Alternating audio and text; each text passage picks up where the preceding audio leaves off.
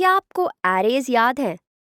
हमने कहा था कि म्यूटेबल होने के बाद भी arrays cannot take new entries. पर हम तब क्या करेंगे जब हमारे पास डायनामिक एंट्रीज होंगी और हम एक एरे में और एलिमेंट्स डालना चाहेंगे? That seems like a problem, doesn't it?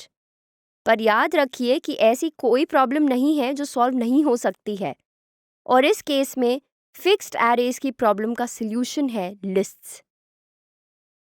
So what is a list?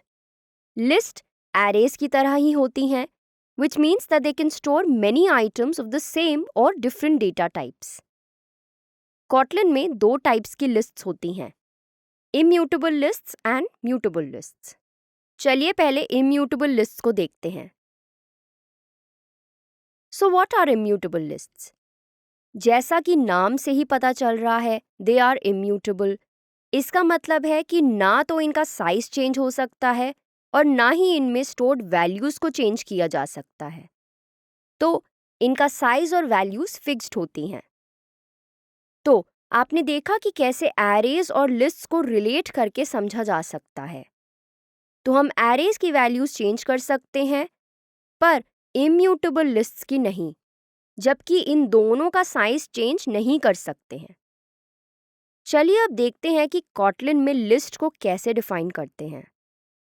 Immutable lists को कॉटलिन में लिस्ट ऑफ कीवर्ड से डिफाइन किया जाता है.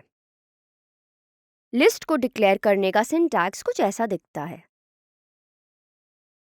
तो हम पहले var या val कीवर्ड यूज करते हैं, उसके बाद हम लिस्ट को नाम देते हैं और फिर इक्वल टू साइन आता है.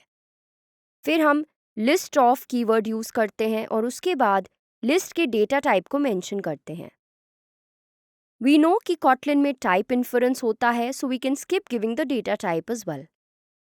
उसके बाद हम इन ब्रैकेट्स के अंदर लिस्ट की वैल्यूज देते हैं. चलिए अब IDE पे चलकर लिस्ट ऑफ स्ट्रिंग्स को प्रिंट करते हैं.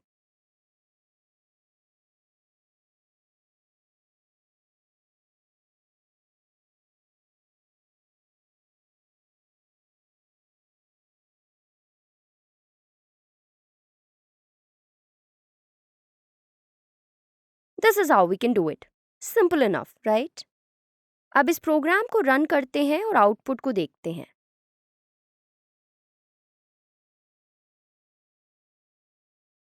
Yes, we get all the values of the list as our output. तो जैसा कि आप देख सकते हैं, lists are pretty similar to arrays. चलिए अब लिस्ट के एक एलिमेंट को चेंज करने का ट्राई करते हैं.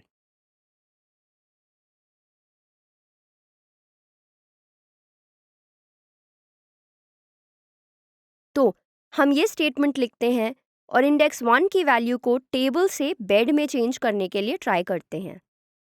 पर जैसा हमने एक्सपेक्ट किया था, IDE एरर दिखाता है और इसे रेड से अंडरलाइन कर देता है. If we hover over it, we will see कि ये एक अनरिजॉल्व्ड रेफरेंस एरर है.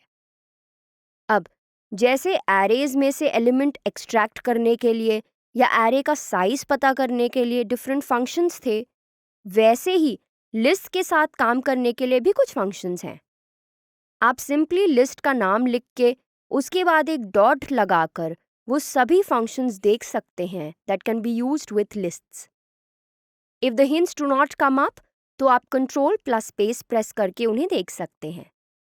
ऑल्सो यू मस्ट रिमेंबर कि ये सभी फंक्शंस लिस्ट में से डेटा रिट्रीव करने के लिए ही यूज हो सकते हैं, बट लिस्ट में कुछ ऑल्टर नहीं कर सकते हैं क्योंकि ये इम्यूटेबल होती है. So what is the function of an immutable list?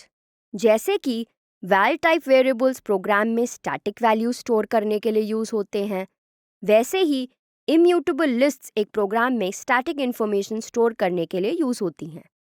So that was all about immutable lists. Click on next to learn about mutable lists.